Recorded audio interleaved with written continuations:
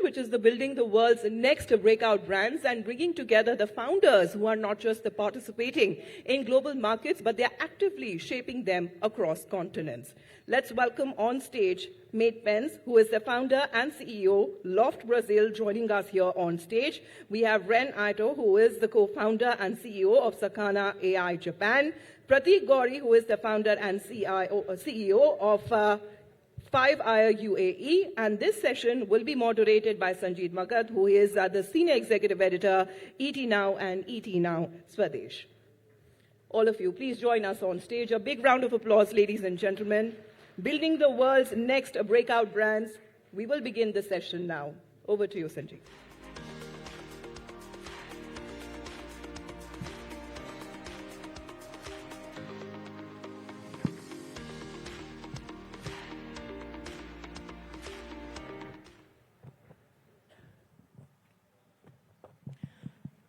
Thank you, gentlemen, for joining us today. Let me start with you, Mate. You're from Brazil. You're looking at the real estate sector from a technology point of view. How do you see technology bridging the gap with respect to the entire property and the real estate cycle there? First of all, thanks for having us here.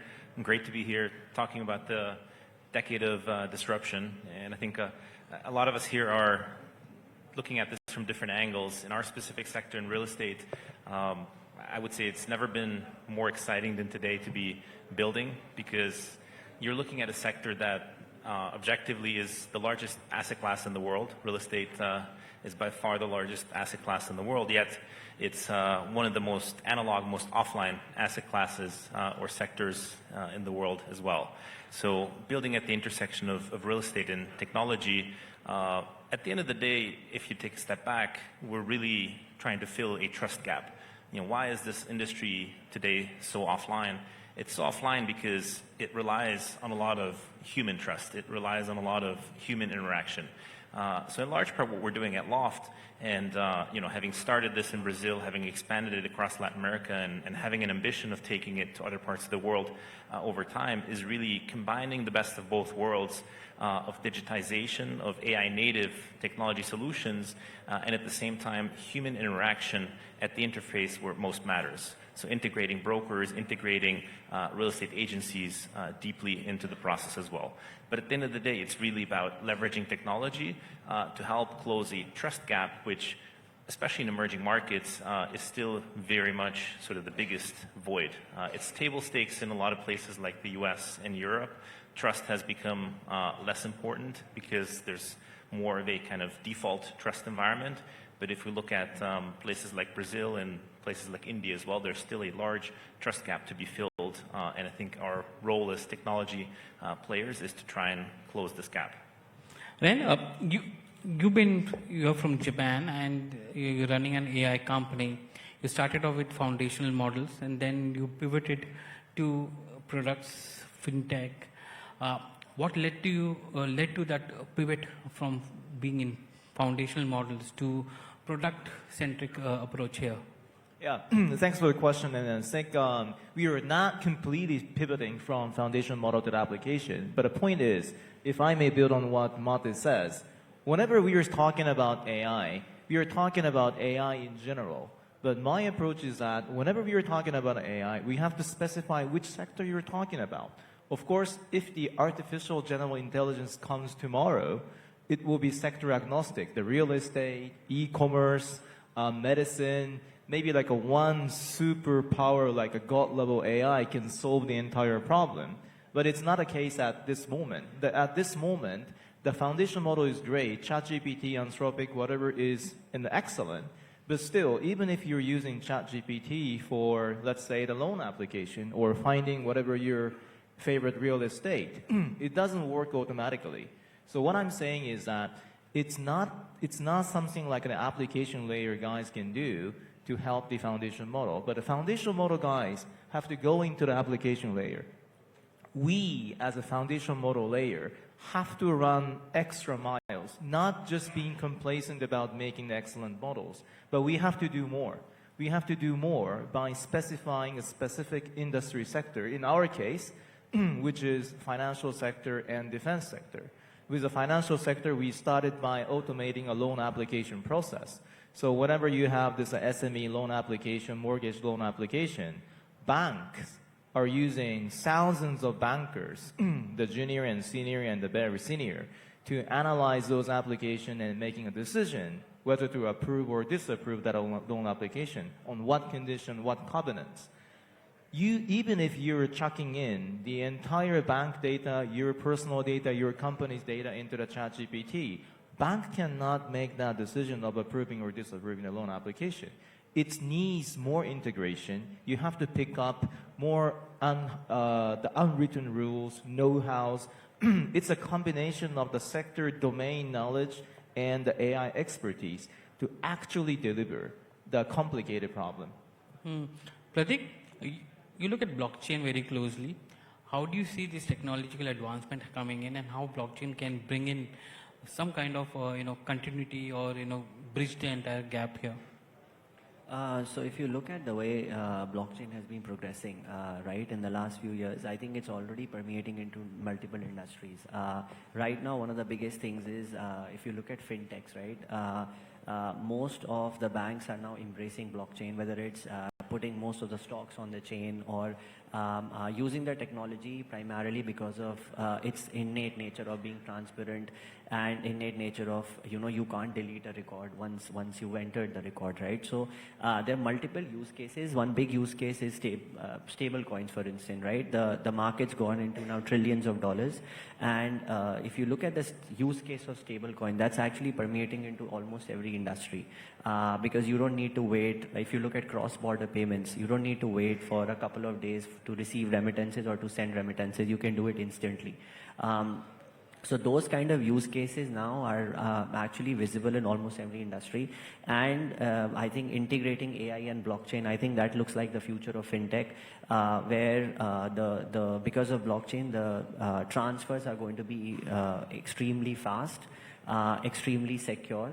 And on the other hand, because of AI, you don't need to understand what the technology actually does, right? For a 60-year-old, they don't need to understand what actually it does, but you can just use the technology to send and receive payments and to actually invest into other pieces. And with AI, it makes it easier. The front layer becomes AI, but at the back end, it's going to be blockchain. I think that looks like the future of fintech.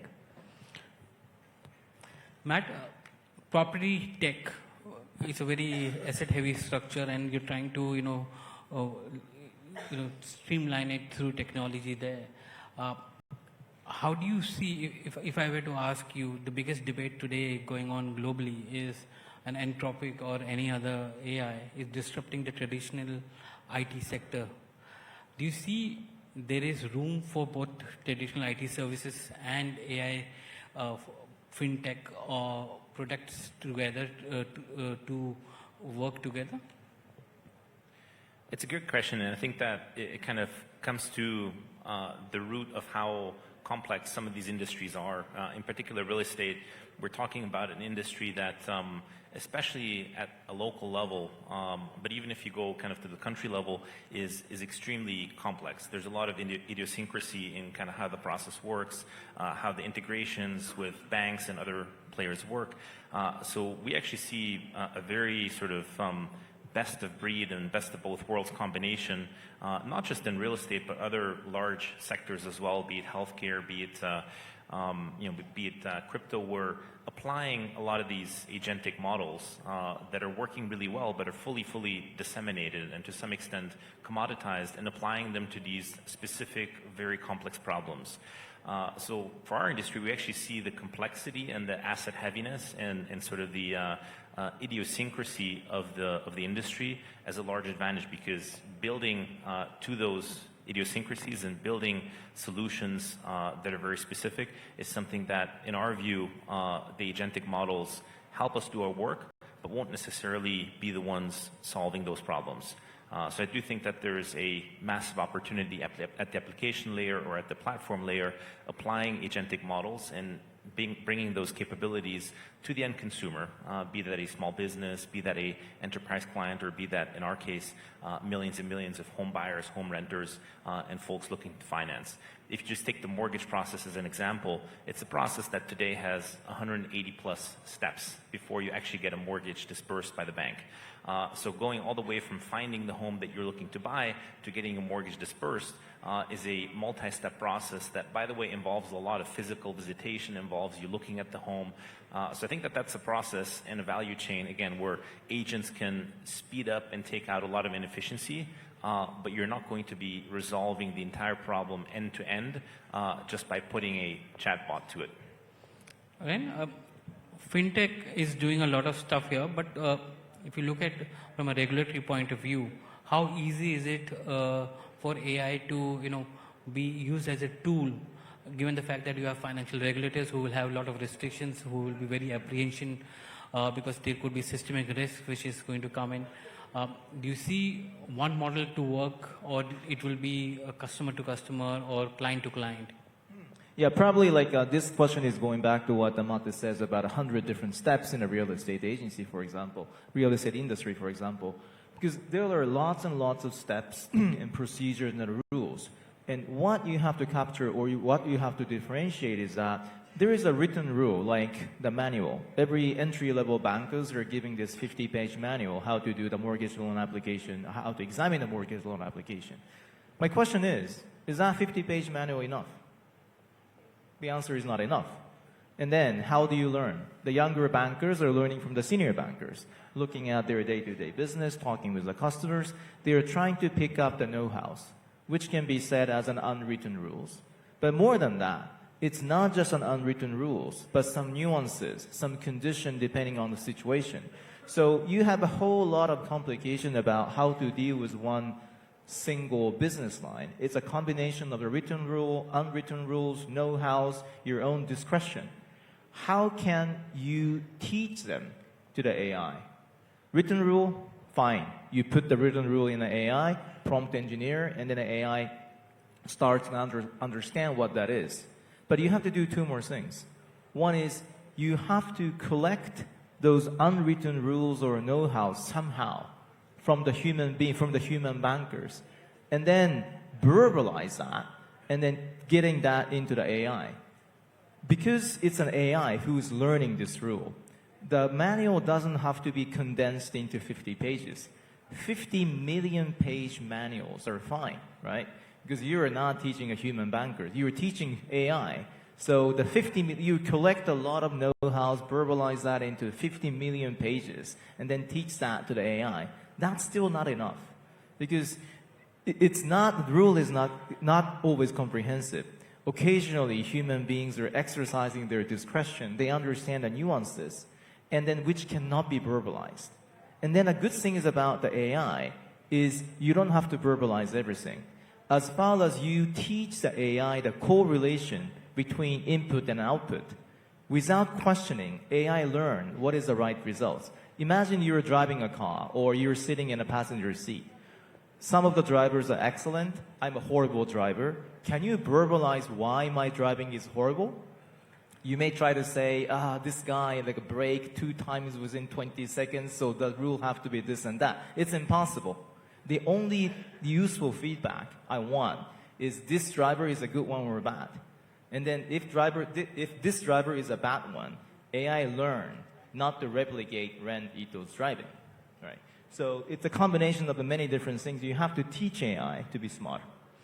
Pratik, how did you move to sustainability first blockchain? Because there are gaps which is there in Web 3.0. Which are the gaps that led you to move to that direction? So if you look at, two types of consensus mechanisms that work in the blockchain, one is proof of work and the other is proof of stake.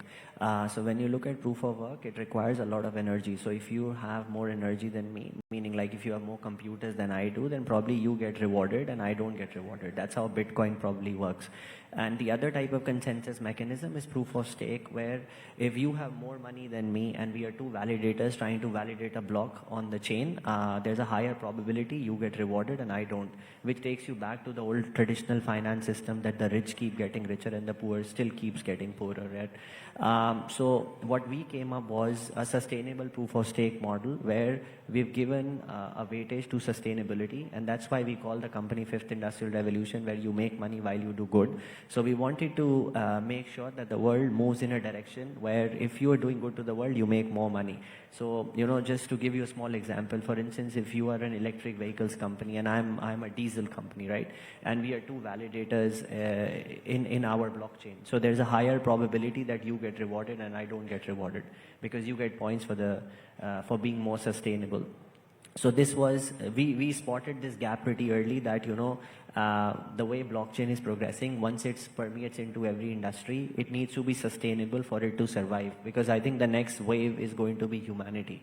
Of course, AI and blockchain is great, but then humanity needs to stay at the center of any technology. So that is why we came up with this. Guys, the final round of questions. Matt, if you can take us through, where do you see the adoption of AI being much faster, emerging markets, or is it going to be the developed countries? Well, I think it's disseminating everywhere extremely, extremely quickly. I think that I do believe that a lot of the software level problems in developed markets have been resolved, whereas many emerging markets, not all, but many emerging markets are still in the process of digitization. So I think that the adoption curve of AI in those emerging markets where we're still seeing digitization ongoing will be an even steeper adoption curve. So my prediction is that countries like India, countries like Brazil, all across Latin America are going to see extremely rapid adoption, also because consumers are much more digitally native than folks in developed markets. So if I had to kind of predict the curve, I would say that emerging markets are going to see even more rapid adoption of AI agents, also because there's so many more inefficiencies across the economy on average than what we're seeing in developed markets. Ren, in the financial markets for emerging markets, do you see these markets, leapfrogging a generation to adopt them much faster than the developed countries? Absolutely, because like a leapfrogging is a key in adapting to the new technology. And I think whenever you say the digital bank, it's only about some nice user interface, user experience. But now the banks are branching out to like including like consumer financing, the second-hand, the car financing, and so many different areas. And then the integrated solution by using AI. And then this will be only empowered and ensured by the AI will be of crucial importance. Pratik, do you see blockchain getting used much more in the industrial and manufacturing sector in some of the emerging markets? Yeah, if you look at the manufacturing, right now there's a lot of leakage till the time from manufacturer to the retailer. So I think the whole system need to go on the blockchain. I think a lot of fashion brands have already started to do it. A lot of watch brands have started to do it to prevent counterfeits. Even in healthcare, to prevent counterfeits, I think the whole manufacturing would ultimately move on the blockchain. So that's obviously, I think, already started to happen. Gentlemen, it was a pleasure talking to you. Thank you very much.